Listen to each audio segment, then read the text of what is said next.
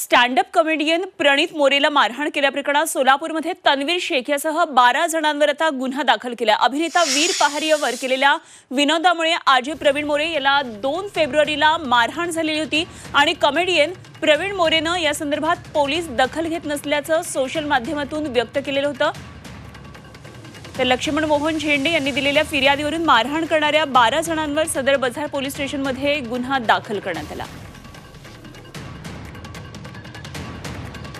तर प्रणित मोरे याला मारहाण केलेली होती आणि वीर पहारियावर अशा प्रकारे हा गंभीर आरोप आहे। सोलापुरात तन्वीर शेखसह आता 12 जणांवर गुन्हा दाखल करण्यात आलेला आहे।